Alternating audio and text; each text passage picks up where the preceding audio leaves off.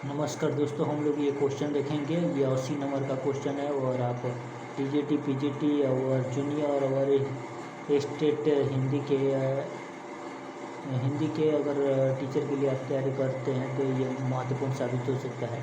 चलिए हम चलते हैं अपने क्वेश्चन की तरफ। कह रहा है कि मन की उत्पत्ति वेदना मन ही मन में बहती थी। उसमें मात्र 10 क्वेश्चन हुआ था और 10-12 मिनट की वीडियो में। इसमें पूरा क्लियर होगा। कट गया था बीच में से। ये करुण रस से संबंधित हो जाएगा। मन की वेदना मन ही मन बहती थी, ये करुण रस से संबंधित है। ऑप्शन नंबर क्या हो जाएगा? ऑप्शन नंबर सी हो जाएगा। और उसके बाद ये पहला क्वेश्चन सीट पर नहीं दिखाई दिया था। और यहाँ पर कह रहा है कि हानि लाभ में कौन सा समास हो जाएगा। हम लोग जानते हैं कि हानि लाभ में ये द्वंद्व समास हो जाएगा। द्वंद्व समास। हानि लाभ में कौन सा समास हो जाएगा? द्वंद्व समास हो जाएगा। उसके बाद से कह रहा है कि अनुवेशन शब्द का संधि विच्छेद बताइए। तो अनुवेशन का संधि विच्छेद क्या हो जाएगा? तो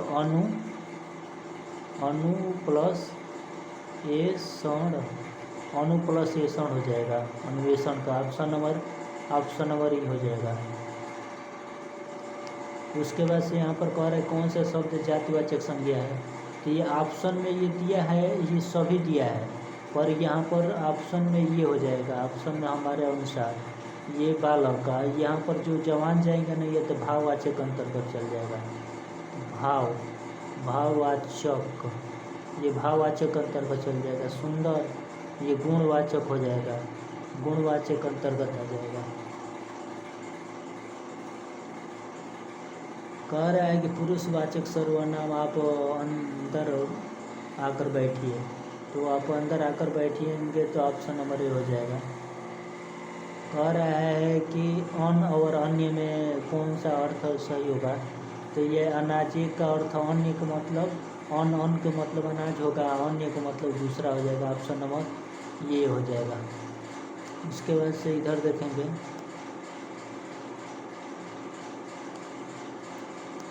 कह रहा है कि इस प्रश्न में उत्तर या इस प्रश्न में कह रहा है कि इस प्रश्न में स्वर या मात्रा की दृष्टि से शब्दों को शुद्ध रूप में लिखा गया है। नीचे दिए गए शुद्ध रूप को हमें पहचानना है। यहाँ पर कह रहा है कि विस्मृति कैसे लिखाएगा वो बताना है। तो विस्मृति, ये विस्मृति ऐसे लिखाता है। ऑप्शन नंबर ई हो जाएगा इसका। संकर शब्द क्या है? तो ये संकर शब्द दो भाषाओं के मेल को संकर शब्द कहते हैं। और यहाँ पर कह रहा है कि आ उपसर्ग है, तो आ उपसर्ग इसमें सभी में है। और उसके बाद से कह रहा है कि यह ताला, कह रहा है कि यह तले की चाबी है। तो यह तले की चाबी है, इसमें क्या हो जाएगा बताइए? कि संबंध कारक, संप्रदान कारक। ये तले की चाबी हो, ये संबंध बता रहा है तो संप्रदान कारक हो जाएगा। या उसके बाद से आगे क्वेश्चन कह रहा है कि शिशुपाल बौद्धम के रचनाकार कौन है? बताइए, शिशुपाल बौद्धम के रचनाकार कौन है?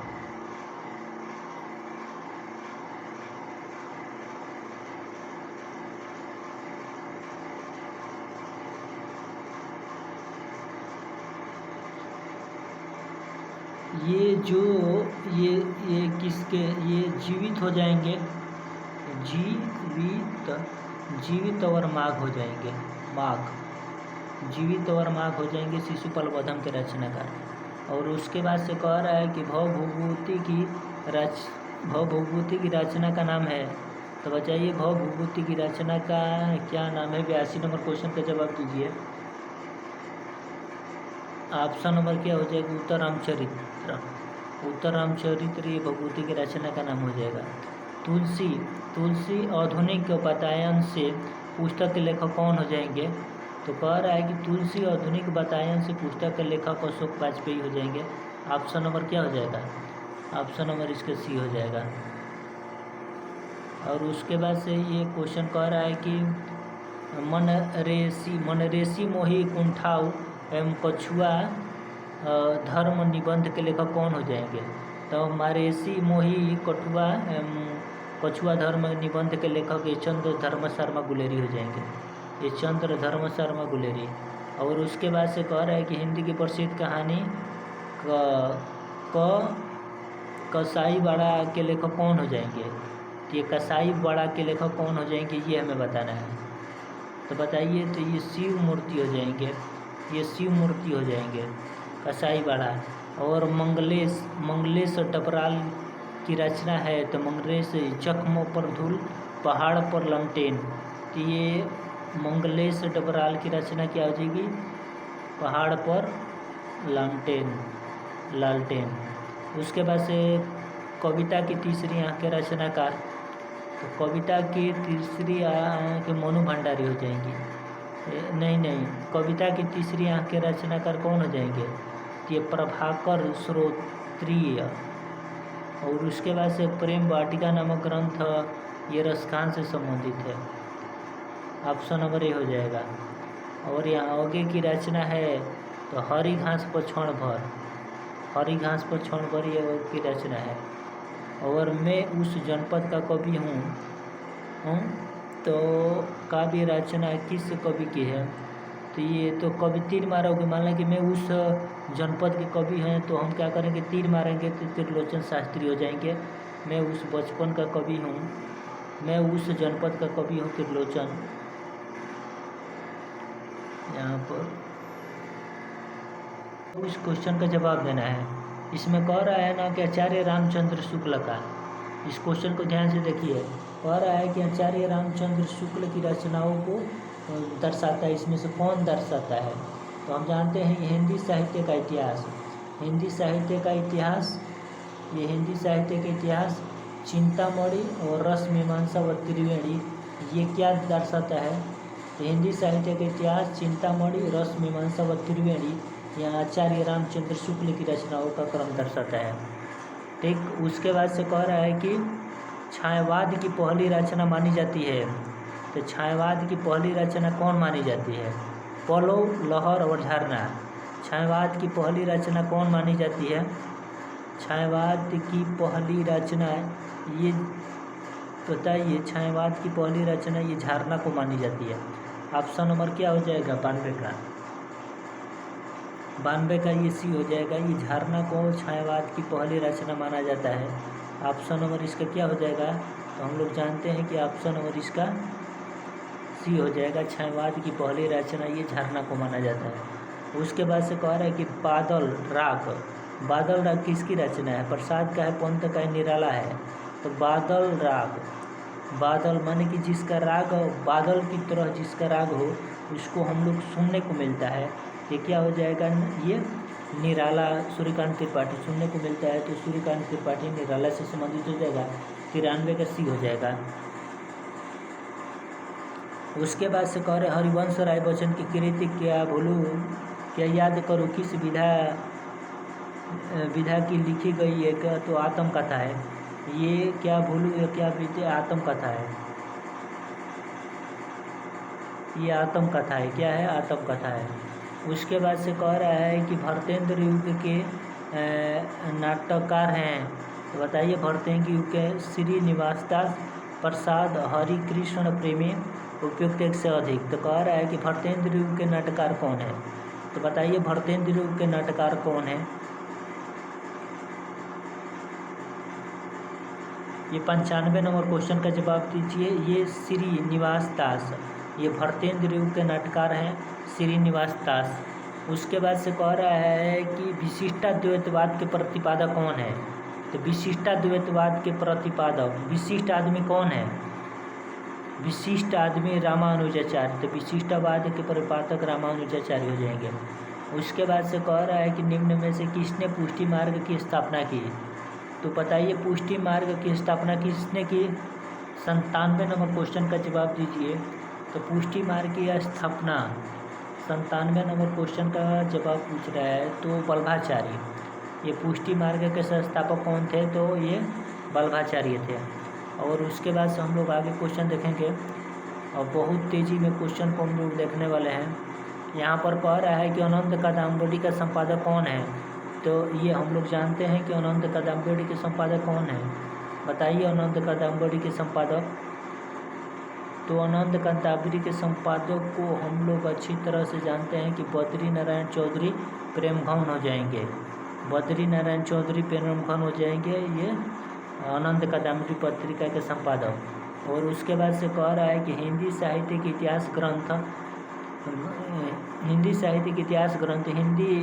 साहित्य विमर्श के लेखक कौन है। तो हिंदी साहित्य विमर्श के लेखक कौन है बताइए। हिंदी साहित्य के इतिहास ग्रंथ हिंदी साहित्य विमर्श के लेखक वियोगी हरि है कि सूर्यकांत शास्त्री है कि हजारी प्रसाद द्विवेदी है। हिंदी साहित्य के विमर्श के लेखक कौन है, ये 99 नंबर क्वेश्चन का जवाब देना है। ये ऑप्शन नंबर क्या हो जाएगा, हिंदी विमर्श के लेखक न वियोगी हरि है, न सूर्यकांत त्रिपाठी, हजारी प्रसाद में से कोई ऑप्शन नंबर ये हो जाएगा। उसके बाद से कह रहा है कि पराधीन सपनेहु सुख नाही, पराधीन सपनेहु सुख नाही, ये 100 नंबर क्वेश्चन का जवाब दीजिए। ये तुलसीदास की पंक्ति है। पराधीन सपनेहु सुख नाही, ऑप्शन नंबर ये हो जाएगा, ये तुलसीदास की पंक्ति है। ये तुलसीदास की पंक्ति है। किसकी है, ये तुलसीदास की पंक्ति है। और हिंदी में गीति नाट्य परंपराओं की कथा रचना और उनके रचनाकार कौन है। ये हिंदी में गीति नाट्य परंपराओं की प्रथम रचना उनके रचनाकार कौन है बताइए, ये बताना है। कह रहा है कि हिंदी में गीति नाट्य परंपराओं की प्रथम रचना और उनके रचनाकार। ऑप्शन नंबर 101 का क्या हो जाएगा, 101 हो जाएगा ये कोणार्ले, ये जयशंकर प्रसाद का हो जाएगा। कोणार्ले क्या हो जाएगा, कोणार्ले जयशंकर प्रसाद के।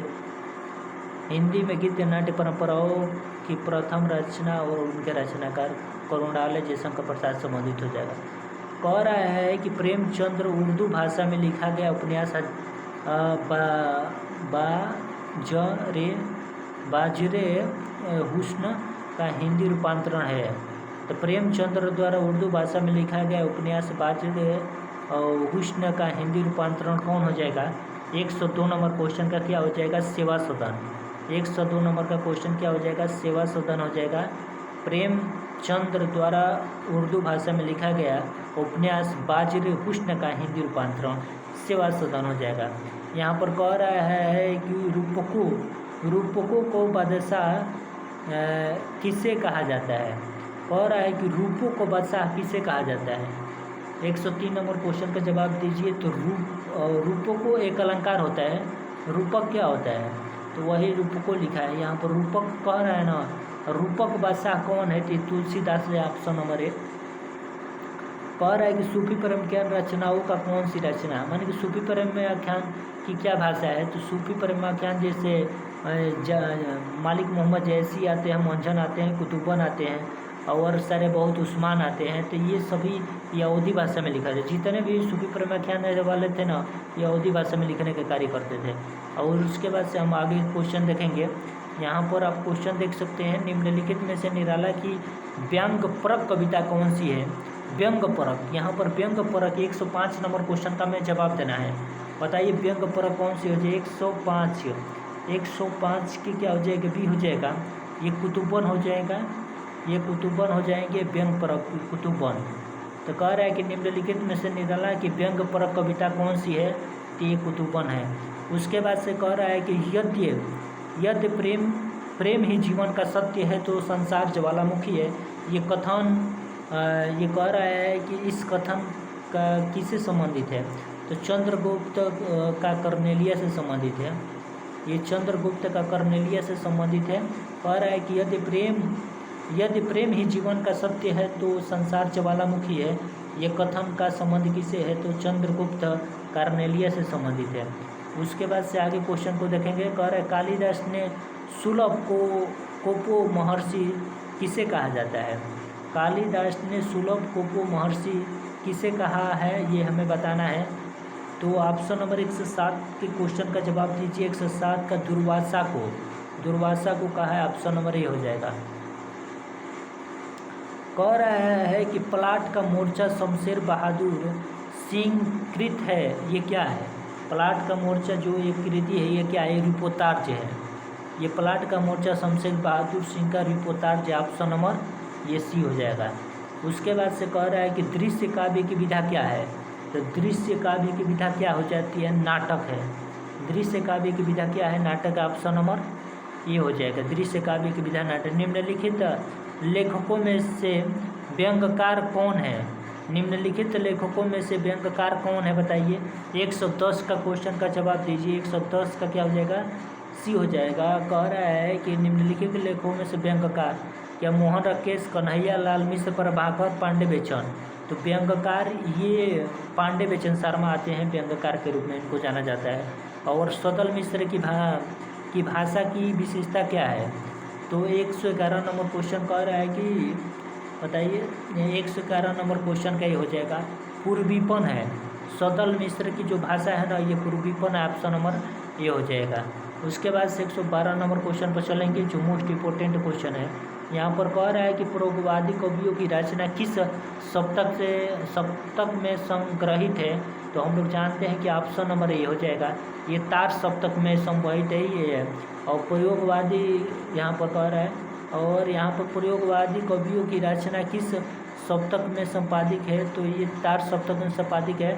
और तार सप्तक के प्रवर्तक कौन है, तो ये अगे हैं।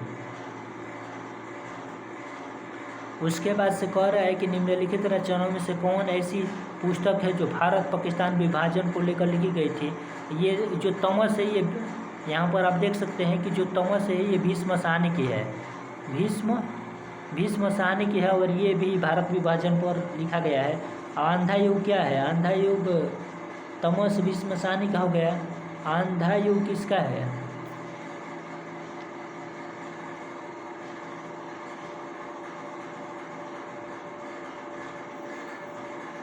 ये सभी रचना, ये तमस भीष्म साहनी का नहीं होगा।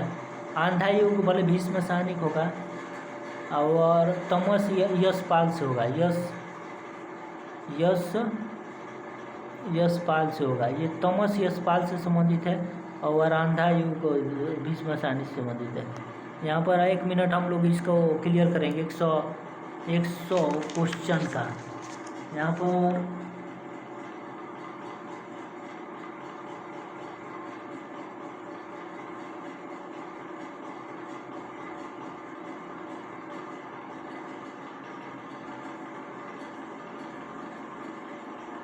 तमस भीष्म साहनी का है, और आधा गांव ये राही मसूम का है, और ये जो कितने पाकिस्तानी है कमलेश्वर का है, और राही मसूम का है, राही मसूम का। तो यहाँ पर जो सभी रचनाएं हैं ना, ये सभी रचनाएं क्या है, ये सभी रचनाएं पाकिस्तान विभाजन पर आधारित है। ये भीष्म साहनी की है, तमस वाली, आधा गांव राही मसूम राजा का है, और कितने पाकिस्तानी है कमलेश्वर की है। उसके बाद से कह रहा है कि तुलसीदास कृत विनय पत्रिका रचित गई है, तो विनय पत्रिका की भाषा ये ब्रज भाषा, ऑप्शन नंबर ये हो जाएगा। उसके बाद से आगे क्वेश्चन कह रहा है कि दलित साहित्य, कह रहा है कि दलित साहित्य का सौंदर्य शास्त्र पुस्तक किसने लिखा है, तो ओम प्रकाश वाल्मीकि दलित साहित्य का सौंदर्य शास्त्र पुस्तक लिखे हैं। उसके बाद से कह रहा है कि ज्ञान राशि के संचित कोश ही का नाम साहित्य है, तो कह रहा है कि ज्ञान राशि के संचित कोश ही का नाम ये साहित्य है। उक्ति किस साहित्यकार से संबंधित है, बता सकते हैं। 116 नंबर क्वेश्चन का जवाब दीजिए। 116 का सी महावीर प्रसाद द्विवेदी इससे संबंधित है। एक बार और पढ़ रहे हैं, कह रहा है कि ज्ञान राशि का संचित कोश, यहाँ पर ज्ञान राशि का संचित कोश ही का नाम ये साहित्य है, ये महावीर प्रसाद द्विवेदी से संबंधित है। ऑप्शन नंबर क्या हो जाएगा, ऑप्शन नंबर सी हो जाएगा। ए हिस्ट्री ऑफ द लिटरेचर, ये हिस्ट्री का क्या करते हैं लोग, फेंकते हैं, तो फ्रेक ईके से संबंधित हो जाएगा। लोग हिस्ट्री को क्या करते हैं, तो ये history of the literature, history of the Hindi literature के लेखक कौन हो जाएंगे, तो यहाँ पर हिस्ट्री को लोग क्या करते हैं, फेंकते हैं, तो फ्रेक ईके से संबंधित ऑप्शन नंबर ये हो जाएगा। उसके बाद से कह रहा है कि डॉक्टर नमोर सिंह की पुस्तक दूसरी परंपराओं की खोज किस पर केंद्रित है, तो बताइए दूसरी परंपराओं की जो खेज है वो किस पर केंद्रित है? तो ऑप्शन नंबर 118 पे ये हो जाएगा हजारी प्रसाद द्विवेदी से संबंधित है। और उसके बाद से कह रहा है कि श्री राम शर्मा की बोलती प्रतिमा रचना की विधा है। 109 का क्वेश्चन क्या हो जाएगा? 109 का क्वेश्चन ये रेखा चित्र श्री राम जो शर्मा की बोलती प्रतिमा के रचनाकार क्या है? तो ये रेखा चित्र संबंधित हो जाएगा। उसके बाद से कह रहा है कि निम्नलिखित नाटककारों में ऐतिहासिक नाटककार कौन है? तो यहाँ पर निम्नलिखित नाटककारों में से ऐतिहासिक नाटककार कौन है? 120 का हमें बताना है। तो 120 का क्या हो जाएगा? 120 का ही हो जाएगा। ये 120 का क्या हो जाएगा? 120 का ही हो जाएगा। वहाँ पर कह रहा है कि अब्दुल बिस्मिल्ला कृत झिनी झिनी बिनी चदरिया में किसका चित्रण किया गया है? ये बुनकरों के जीवन संघर्ष का ये चित्रण किया गया है। ऑप्शन नंबर सी हो जाएगा। और उसके बाद से आगे क्वेश्चन कह रहा है कि कौन सी रचना महाकाव्य है? तो महाकाव्य ये जयशंकर प्रसाद, प्रिय प्रवास और सकेत, ये सभी रचनाएं कमायनी जो जयशंकर प्रसाद की रचना है। और प्रिय प्रवास ये प्रिय प्रवास जो किसकी रचना है? प्रिय प्रवास बताइए हरिओद का है। और सकेत मैथिली शरण गुप्त का ये महाकाव्य है। ये सभी 122 का क्वेश्चन का क्या हो जाएगा? 122 का क्वेश्चन का 122 का डी हो जाएगा। ये सभी हो जाएगा। ऑप्शन नंबर डी हो जाएगा। ऑप्शन नंबर डी हो जाएगा। ये सभी महाकाव्य है। उसके बाद से कह रहा है कि सुंदर है विहग सुमन सुंदर मानो तुम सबसे सुंदरतम, ये पंक्ति कौन सा काव्य दोष है? बताइए ये पंक्ति। 123 नंबर क्वेश्चन का जवाब दीजिए। तो हम लोग जानते हैं कि ये 23 का क्या हो जाएगा? 23 का ये हो जाएगा। ये 23 का ये हो जाएगा अधिपद तत्व से संबंधित है। और कह रहा है कि अयोध्या सिंह उपाध्याय हरिओद द्वारा लिखित काव्य ग्रंथ है। तो अयोध्या कह रहा है कि अयोध्या सिंह उपाध्याय हरिओद द्वारा लिखित काव्य ग्रंथ कौन सा हो जाएगा? ये पथिक हो जाएगा, कनुप्रिय हो जाएगा, चौखे चौपदे हो जाएगा। 124 नंबर क्वेश्चन का जवाब दीजिए। ये चौखे चौपदे ये हो जाएगा। ऑप्शन नंबर ये सी हो जाएगा। और उसके बाद से कह रहा है आगे क्वेश्चन देखिए। आगे नंबर क्वेश्चन क्या कह रहा है? आचार्य कह रहा है कि आचार्य भिखारी दास कृत प्रमुख काव्य शास्त्री ग्रंथ है। आचार्य भिखारी दास कृत काव्य शास्त्री ग्रंथ प्रमुख कौन सा है? प्रकाश, काव्य प्रकाश, काव्य निर्णय और व्यंग प्रकाश। काव्य निर्णय इनका सबसे महत्वपूर्ण है। 125 का हम लोग बताइए क्या होगा?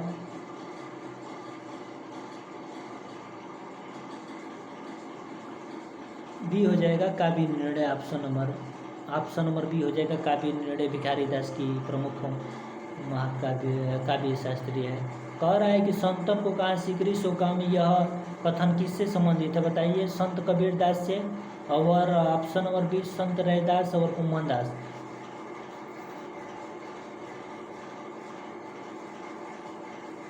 ये कुम्भन दास से संबंधित है। ये कुम्भन दास की क्या पंक्तियाँ है? संतन को कहाँ से करी सो काम, ये कुम्भन दास की पंक्तियाँ है। और उससे बात कर रहे हैं रीतिकाल की विशेषताओं के संदर्भ में निम्नलिखित में से एक विशेषता गलत है। रीतिकाल में ये गलत है, उनको उस विशेषता का चयन कर। रीतिकाल में अलंकारों की प्रधानता होती है। रीतिकाल में प्रमुख भाषा ब्रज भाषा है। और रीतिकाल में प्रकृति का अवलंबन चित्र में वर्णन किया गया है। एक से अधिक एक से कोई, यहाँ पर ये हमें बताना है। रीतिकाल में अलंकारों की प्रधानता होती है, बात सच है। रीतिकाल में अलंकारों की प्रधानता यहाँ पर कह रहा है कि कौन सी विशेषता गलत है उसको बताना है। और रीतिकाल में प्रमुख भाषा ब्रज भाषा है। और रीतिकाल की प्रवृत्ति अवलंबन। ऑप्शन नंबर 27 का बताइए क्या हो जाएगा? ये कौन सा गलत है? तो रीतिकाल में अलंकारों का प्रयोग हुआ है, ये बात सच है। और रीतिकाल में प्रमुख भाषा ब्रज है, ये भी सही है। और रीतिकाल में प्रकृति का अवलंबन रूप वर्णन किया गया है, ये गलत है। ऑप्शन नंबर ये क्या हो जाएगा? ऑप्शन नंबर सी हो जाएगा। त्रिवेणी के किस त्रिवेणी में किन 3 महाकवियों की समीक्षा प्रस्तुत की गई है? तो ये कबीर का, त्रिवेणी में किन, यहाँ पर कबीर का, सूर का, तुलसी का, यहाँ पर जयसी, सूर और तुलसी का ऑप्शन नंबर बी हो जाएगा। जयसी, सूर और तुलसी का त्रिवेणी में शामिल किया गया है। उसके बाद से कह रहा है कि नित्य प्रति पुण्यो ओई रहे अनन ओ पूजा से अलंकार संबंधित है। तो ये बताइए किससे संबंधित है? ये बी से संबंधित है, उपमा से संबंधित हो जाएगा। ये उपमा से संबंधित हो जाएगा। अरण्य चंद्रिका का अर्थ क्या है?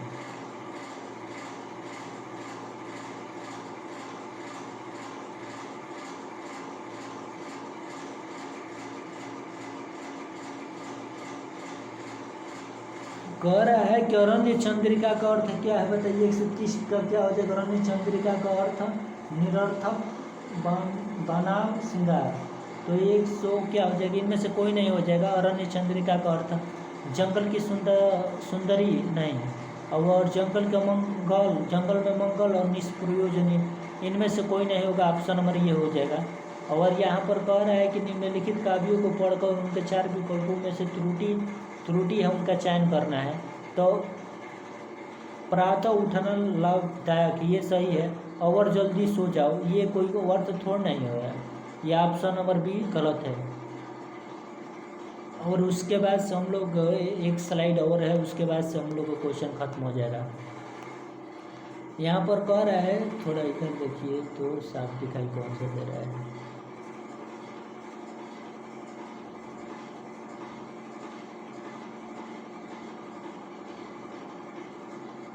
यहाँ पर कह रहा है, यही ना है 132 नंबर क्वेश्चन। कह रहा है कि वह दिन भर पढ़ता रहता है, किससे संबंधित है? तो वह दिन भर पढ़ता रहता है, ये किससे संबंधित है बताइए? तो ये निपात से संबंधित, ऑप्शन नंबर बी हो जाएगा। ये निपात से संबंधित है। और कह रहा है कि यहाँ पर 12 और 7 में क्या है? ये बरबे का प्रयोग किया गया है 12 और 7 में, ऑप्शन नंबर बी हो जाएगा। और उसके बाद से खड़ी बोली हिंदी की उत्पत्ति हुई है, तो खड़ी बोली हिंदी का उत्पत्ति सोरसेनी से हुआ, ऑप्शन नंबर ये सी हो जाएगा। और उसके बाद से कह रहा है कि उससे अच्छे तो आप हैं, तो उससे अच्छे तो आप हैं, इसमें तुलना किया गया है, तो ये अधिकरण हो जाएगा। ये अधिकरण का प्रयोग आपादान हो जाएगा। उसके बाद से कह रहा है कि निर्देश, यहाँ पर हम लोग को मिलाना है। कह रहा है कि भारत जैसे अधिक जनसंख्या वाले देशों के लिए अत्यंत उपयोगी सिद्ध कुटीर उद्योग हो सकता है। तो क्या कह रहा है कि भारत जैसे अधिक जनसंख्या वाले, तो देखिए इसको क्या कौन पहले आएगा? पहले कौन आएगा इसको देखिए। तो पहले तो यही लेंगे कि भारत हो जाएगा। भारत जैसे अधिक जनसंख्या वाले देशों, दूसरे देशों के लिए, और चौथे नंबर पर आ जाएगा अत्यधिक आ जाएगा ना, अत्यधिक उपयोगी सीधा कुटीर उद्योग हो सकते हैं, ये सही हो सकते हैं। यहाँ पर हम मिला लेंगे, क्या हो जाएगा? पहले आएगा, निश्चित है कि लॉ आ जाएगा, और लॉ के बाद य आएगा। लॉ के बाद य, देखिए लॉ य है, लॉ ये ऑप्शन नंबर ए में दिखाई दे रहा है। ऑप्शन नंबर इसका यही सही हो जाएगा, क्योंकि यही में दिखाई दे रहा है ये लॉ। ऑप्शन नंबर ए हो जाएगा। उसके बाद से कह रहा है कि लिंग की दृष्टि से दही क्या है? दही अपने आप में पुल्लिंग शब्द होता है। उसके बाद से कह रहा है कि यहाँ पर हमें समानार्थी शब्द का चयन करना है। तुंग का समानार्थी शब्द क्या हो जाएगा? तुंग का 139 नंबर क्वेश्चन का जवाब दीजिए। तुंग का समानार्थी शब्द तो हम लोग जानते हैं कि उन्नत क्या होता है? ये तुंग का समानार्थी शब्द होता है, उन्नत। और उसके बाद से कह रहा है कि प्रत्यय रहित शब्द बताइए। प्रत्यय रहित शब्द बताइए। प्रत्यय रहित शब्द 140 नंबर क्वेश्चन का जवाब दीजिए। प्रत्यय रहित शब्द का मर्मज्ञ वैज्ञानिक कृपालु। प्रत्यय रहित शब्द 144 नंबर क्वेश्चन का जवाब दीजिए। 44 का जो मर्मज्ञ हो जाएगा, ये मर्मज्ञ हो जाएगा, मर्मज्ञ। उसके बाद से कह रहा है कि बाया का घोंसला उपन्यास के लेखक कौन हो जाएंगे। बाया के घोंसला उपन्यास के लेखक 147 नंबर क्वेश्चन का क्या हो जाएगा, ये 141 नंबर क्वेश्चन का भी हो जाएगा, लक्ष्मी नारायण हो जाएगा। ये लक्ष्मी नारायण हो जाएगा, लक्ष्मी नारायण लाल हो जाएगा। ये बाया का घोंसला। इनमें से कौन सा ग्रंथ केशव का है। रामचंद्रिका, कवि प्रिया, विज्ञान पक्ति, ये केशव की कौन सी कृति है। यहाँ पर 42 नंबर क्वेश्चन का जवाब दीजिए। केशव की कौन सी कृति है। रामचंद्रिका, कवि प्रिया, विज्ञान पक्ति। इनमें से केशव द्वारा लिखे गए ग्रंथ कवि प्रिया है, ये कवि प्रिया है। और यहाँ पर 1 मिनट हम देखेंगे केशव का कवि प्रिया, रसिक प्रिया, कवि प्रिया, रसिक प्रिया, रामचंद्रिका और वीर सिंहदेव चरित्र, विज्ञान गीता और रत्नावली, जागीर जस चंद्रिका। ये प्रश्न का दो ग्रंथ केशव के हैं। यहाँ पर आप देख सकते हैं 1 से अधिक हो जाएगा, जैसे रामचंद्रिका और कवि प्रिया। यहाँ पर रामचंद्रिका दिया गया है और कवि प्रिय दोनों। ये रचनाएं किसकी है, तो ये केशवदास कहता है। ऑप्शन नंबर इसका डी हो जाएगा। और ये कौन सा ग्रंथ कालिदास प्रणीत है, तो यहाँ पर बता सकते हैं 43 नंबर क्वेश्चन का, तो ये एक मालविकाग्नि मित्रम से संबंधित है।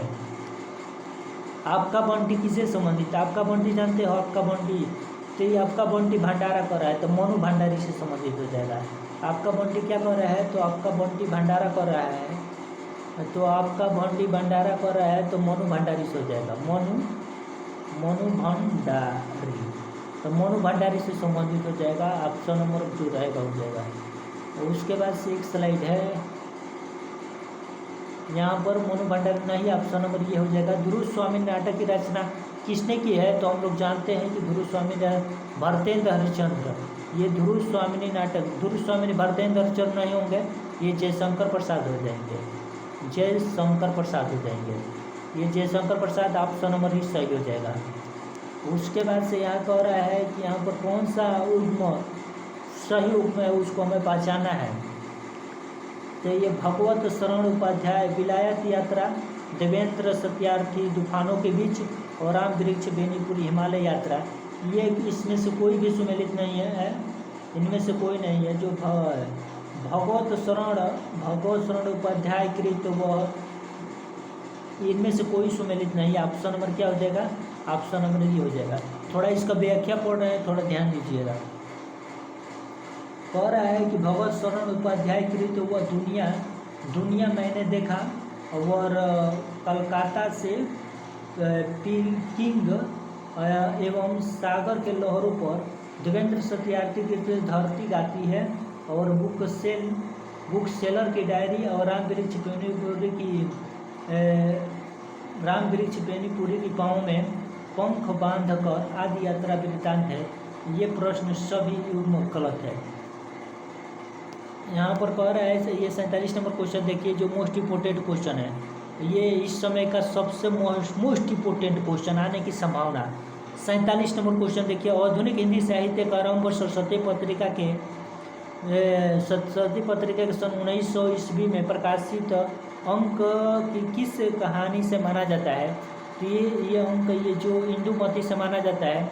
किशोरी लाल ये गुप्त की रचना है, ये किशोरी लाल गोस्वामी की रचना है।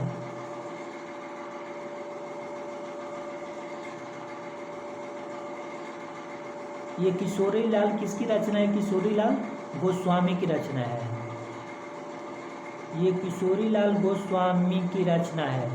और उसके आगे क्वेश्चन देखेंगे, शिव शंभू का चिट्ठा के लेखक कौन हो जाएंगे, बताइए। शिव शंभू के चिट्ठे के लेखक और बाल मुकुंद गुप्त, बालकृष्ण भट्ट और प्रताप नारायण एक सदी की न्यूज है। तो शिव शंभू के चिट्ठा, और निश्चित है कि शिव शंभू का चिट्ठा है, तो क्या करेंगे,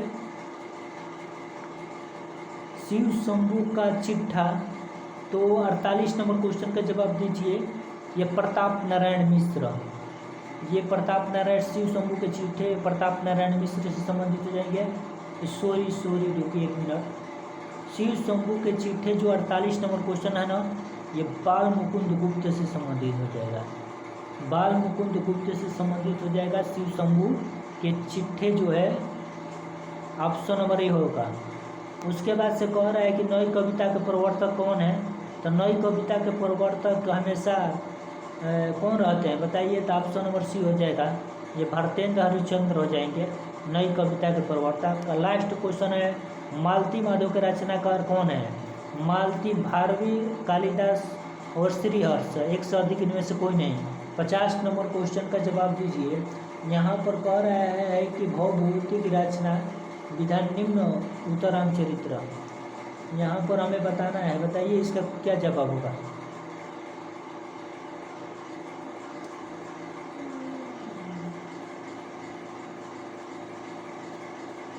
भवभूति का होगा, ये मालती माधव किसकी रचना है, तो मालती माधव ये भवभूति की रचना है। यहाँ मालती माधव किसकी रचना है, भवभूति, ये भवभूति की रचना है, भवभूति की रचना है मालती माधव, ऑप्शन नंबर ये हो जाएगा।